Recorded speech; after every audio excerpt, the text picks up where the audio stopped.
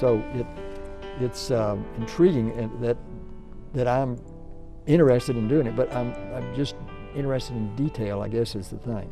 Very interested in detail. At the same time, I'm putting history in the memories. I don't really do paintings, I do memories.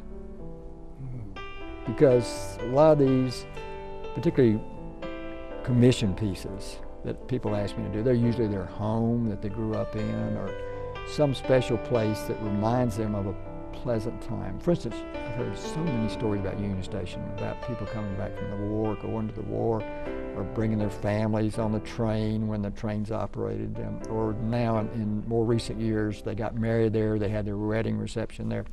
So they put these on their wall, and every day they look at that and it reminds them of this very special time, occasion, event. So I am just absolutely honored to be. Welcome to JustMen, a life-changing program that resonates hope as well as encouragement. The program that gives you information and inspiration for the glory of God. I'm your host, Jeff Tate, and thank you for joining JustMen. On today's program, we have a very special guest. You know, you've seen him, or at least seen his work, maybe in businesses or even in your home. Please join us for the first time on JustMen, PhilPonder. Mr. Ponder, welcome to JustMen. Thank you, Jeff. It's an honor to be here. Man, it's a tremendous blessing and pleasure for you to be on our program. And, you know, I'm going to hit the ground running because I know we have a lot to talk about. And I really want to start, you know, like I said before, most people are familiar with your name, but here's a chance for us to go behind the scene and know the man behind the portraits that they see in these buildings or even in their home. So before we go there, talk to me about your life, particularly in the aspects of faith, family, and friends. Jeff, it's a long story. Here I am in, I guess you'd say, the latter days of my life. And I can look back on so many faith-filled days. I was brought up in the Catholic religion, baptized when I was a matter of a few days old. Had a very strong mother that was my source for, my first source for religious training. Went to a parochial school in the 1st to the 8th grades. Had instruction from nuns, so very, very strong religious that stuck with me all these years. I believe so much in God. I couldn't do what I do without God's help and guidance every day. I feel very, very blessed. Every day I say prayers that remember a lot of people, not only the family, but friends, particular ones that are sick or that have died. I take time every day to remember them and give them a blessing and ask God to bless them. Every week, if I ever miss church, it's got to be an earthquake or some really, really valid reason for me not to be there. So it's good because, you know, it's kind of like going and getting a transfusion. It gives me something every Sunday that I can't get anywhere else. So faith is extremely, extremely important to me. Your faith. Talk a little bit about those times in your life and how you really had to rely on faith. I want to talk about one particular time, and this happened in 1992 when I was having a physical exam. The doctor said, you know, I think there may be something wrong with your prostate, and you need to have some further advice, and had some prostate biopsies made, and 2 of those came back positive. So the doctor, Dr. Ezell, recommended that my prostate be removed. Now, this is a long time ago, so there's a lot that's happened since then. There are some new things that weren't available in those days, but I did what the doctor recommended, and we had a prostate removed. So that's over 20 years ago. So, you know, it's a blessing that I'm still here. And after that, there were some complications. So in working with the doctor, I said, because my PSA went back up, so we knew something was wrong. So we started on some medication and so forth, and I said, tell me what the situation is. He says, well, I think you need to go have some treatments, some radiation treatments. And I did. I went to Centennial. And the doctor at Centennial told me that he looked at my record and that I had a problem, a real problem. He says, in fact, I think you better go get right with the Lord because you may only have a few days to live. The next day I came back. We weren't even sure he was going to start the treatments. We came back the next day and he rushed up to me and he says, you know what, I read your analysis a little bit wrong. I missed a very important sentence. We are going to start the treatments.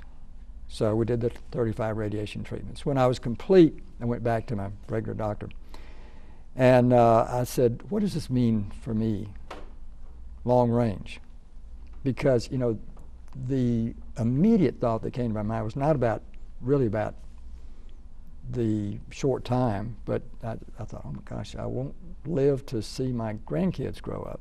Because we've got 8 grandkids, and I certainly wanted to see them, you know, get older and marry and graduate and all those special events. And he says, well, to be very honest with you, you've got 5 to 10 years to live. Now mind you, this is way over 15 years ago.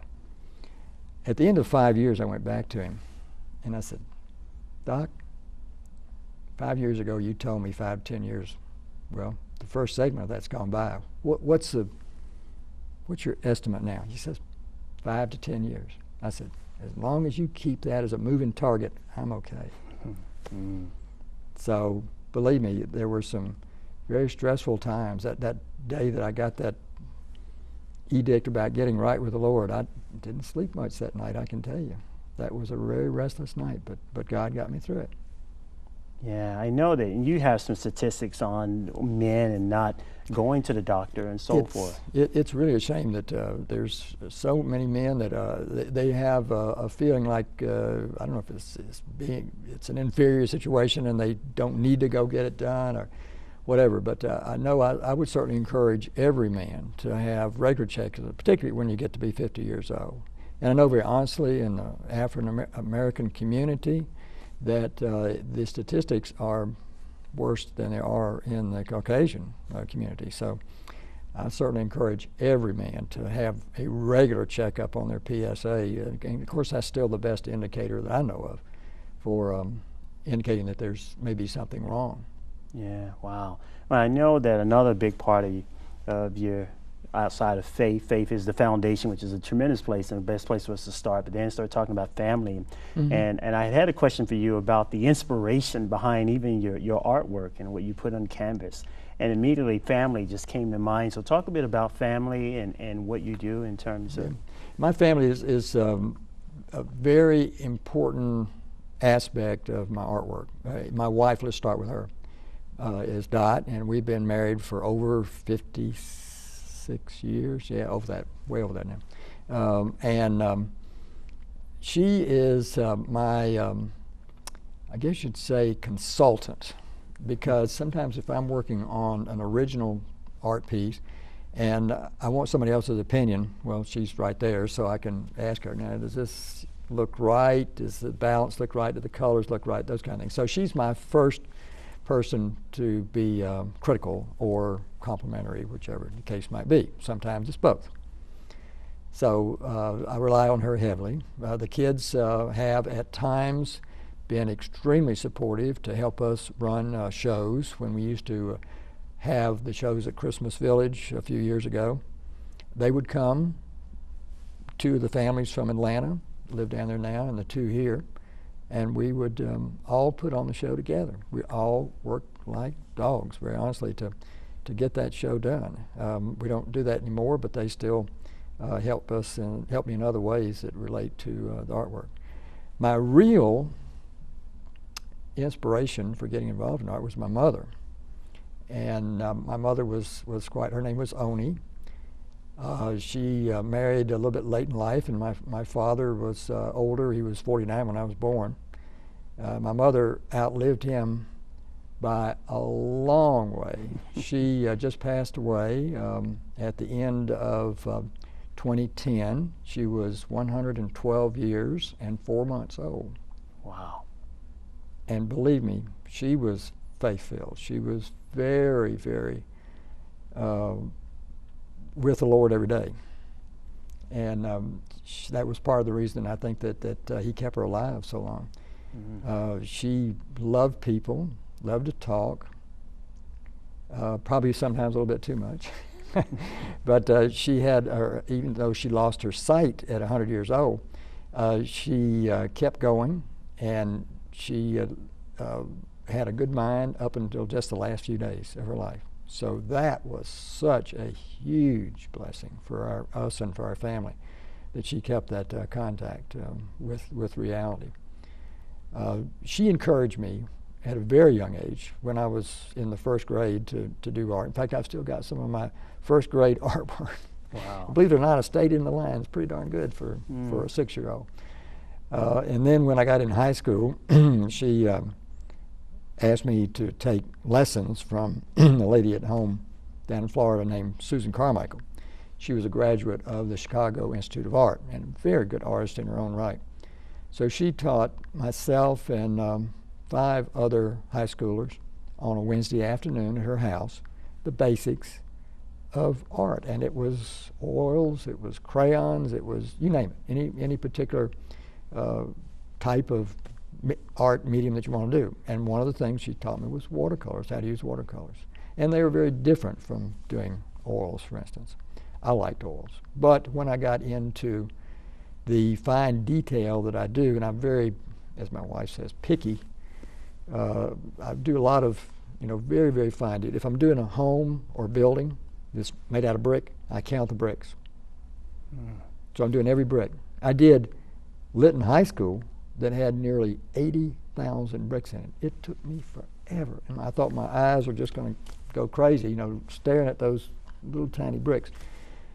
Recently, I did a project which I had 40 rows of bricks per inch. Now, can you imagine how small that is? I have to use a magnifying glass to work in that small. They're very, very small pinpoint. So it's intriguing, and that I'm interested in doing it, but I'm just interested in detail, I guess, is the thing. Very interested in detail. At the same time, I'm putting the history and the memories. I don't really do paintings, I do memories.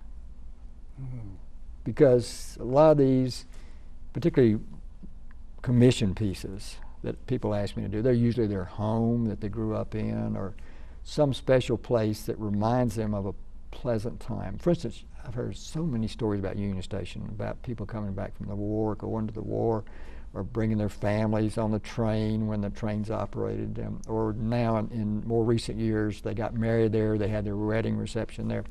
So they put these on their wall, and every day they look at that, and it reminds them of a very special time, occasion, event. So I am just absolutely honored to be helping them remember the good times. Sometimes the bad times, but by far the good times. And then when somebody comes up and says, you know what, we're buying this little picture, we're going to send this to Brazil or Japan or Australia. So I've been able to share a little bit of the unique, wonderful things about Nashville around the world. Now, admittedly, most of them stay in Middle Tennessee, but there are a lot of people who have also got part of Nashville looking at them on a wall in Berlin or Tokyo or wherever. Wow. So it's really a wonderful feeling to be able to share these things with a lot of people. Yeah, talk a little bit about, I know, and before we move into friends, but I know family is so big with you, and part of what motivates you is service. Talk a little about service and what service means and how service provides or keeps you connected to the things you do. When I worked for Genesco for 30 years, and very honestly, during that period of time, that started in 1959. I was very busy. I had a very demanding type job and had very little time to be involved in community activities. But we did, belonged to the JCs, which is a young person's organization. In fact, when you get to be 36, you're kicked out because they want it to remain young on purpose. So we did join that. My wife was active in the ladies' version of it, the JSETs. And we still have friends to this very day and we'll talk about that when we get to friends. But it was wonderful to be introduced to ways that we could help in the community, to help other people. And one of the lines of the creed is, service to humanity is the best work of life. Mm-hmm. And I always remember that, and it's my personal code. So I believe that. I try every day to be mindful that part of my reason for being here is to be of service in the community, and whether that's being on a board for Greenways or the Hermitage or several other boards I'm on, or serving as a planning commissioner for Metro or on the Parks Board. These are all ways to serve that's making the world a little bit better for maybe just one person, maybe a lot of people. Mm. Now how do you duplicate that, or how do you get people to tap into that? I mean, I know when I listen to you about, you know, this inspiration and getting others to buy in. I think first by example, like showing that you are sharing yourself with other people, your abilities. That's mainly it. By helping them to, in some cases, do their job better, or to give some advantage to them, like helping them realize something that they wouldn't have gotten unless they had somebody to help them. There was a young man recently that came to me and said, I want to apply for the Naval Academy position. Now I work for Congressman Cooper part-time, and one of the things we do is we give placements for high school graduates to attend one of the academies. So I explained to him the process, and so I think I really, you know, helped him understand what he had to look forward to when it comes to interviews and the paperwork that's involved in applying for one of these open positions. So that's just one little instance of how you can help people.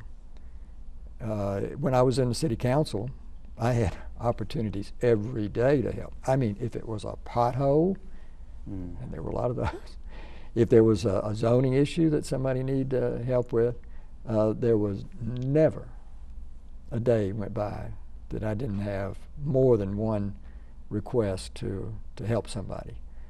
Sometimes very very poignant. There was a situation where this is one that really sticks in my mind. A lady called me and she says, my brother is really bad off. He's on drugs. We can't get him any help anywhere. She happened to be a constituent of mine. The brother was not, but because she called me, I called somebody in an important position, and that afternoon we had him in a facility. She never forgot that. He went to that facility for several weeks and got out, and unfortunately took his own life shortly after that. And this just tore her up, something awful. But every year, particularly at Christmas time, and sometimes in between, she'd write me a letter and said, I'll always remember that you answered that call when I needed you. Wow. And when my brother needed you. Oh, that's beautiful. And I know service does play a tremendous role in, like you said, helping people who need help. And one of the things that I think sort of vicariously your art has helped people in so many ways when they look at your art. And you hear comments about your art in terms of as though they've met you, they've seen this signature, PhilPonder, you know, on their artwork on their walls or in a room and so forth. I mean, how does that impact you, and how do you feel in terms of service, and what are some of the stories that you hear that just lets you know that you truly are connected, that you're operating in your gift? You know, as an athlete, we used to call it the zone. When you get in the zone and everything just falls in line and you just know that you know why you were created. I guess my zone, the art zone, if you want to call it that, I'm more comfortable in that than anything else, even though I love doing the other things I'm connected with. It's certainly one of those things that the Holy Spirit helps me every time I do a new piece. He's there to, add a little something up here. The most difficult thing I have to do, other than, I think it was Benjamin Franklin that said, a job begun is half done. Well, beginning the job is fine, but it all begins right up here. Then what I see up here, the trick is translating it down to paper. And I use some special things that a lot of artists don't use. I use a calculator, I use a magnifying glass, and I use that math that I learned in high school, the algebra and so forth. Percentages and all those kind of things, I still use all that. So any young people that watch this, study your math because it's going to come in handy one of these days, and you'll never know when. Wow, even with art. Even with art. That's amazing. That is amazing. And I've heard others, and I've said it, and I want you to expound even more on it, is, this gift that operates through us. It's not necessarily like what you do, but it's what you connect to. You connect and you use the word Holy Spirit that gives you that wisdom and gives you that insight. But it's like he does all the writing, he does all the paintings, he does all, and we are instruments, that he uses. Yeah, he works, and he works through us. Yeah. And it's amazing because there's no way that I would be able to take the tools you use and come up with the masterpieces that you have. But you have talents that I don't have. So, wouldn't it be a dull world if we were all artists? Yeah. So, so you got to have this variety. Yeah. It's got to balance, And how do you, and that's a good word and a good segue, how do you balance? You are still busy, and you have been doing art, and how do you keep all this balance? I think my wife said, well, you've retired 4 times and it's always lasted 30 minutes because something else comes along. Well, I guess there's some truth to that. But it's a matter of priorities. Of course, if it's something with the family, we try to do those things first. We start off the week right. We go to church, and then if there's some Sunday afternoon activity. I don't work on my artwork on Sunday, by the way. Never on Sunday. But if there's a movie or something like that, we'll do that. Or maybe there's a birthday celebration because with the 4 children and the 8 grandchildren, we got a birthday, somebody's birthday all the time going on, or one of the in-laws. So that's very important. And then every Monday there's a staff meeting where I work with the congressional staff, and from there are regularly scheduled meetings that I go to, whether it might be the Chamber of Commerce or whether it's one of the boards I'm on. And then I work my art in when I don't have something else going. So most of the time I do it at night. And things are much calmer then anyway. So and you know what? You use a different part of your brain than what you're using in the daytime for these other activities. So in a way, it's relaxation. Now you say, how can it be relaxation if you're looking at a brick that's 1/40th of an inch and you through a magnifying glass? How can that be relaxing? But it's just because it's different from what you're doing the rest of the time. So you get somewhat of a balance that way by having these different activities that give you respite from the other thing that you were doing earlier in the day. Yeah. And then, I can't, at my age now, I have to rest after a while. I used to be able to work till 1 or 2 o'clock in the morning straight for 6 hours on the artwork, even though it was tedious. It was just something when I get involved in it, I didn't want to stop.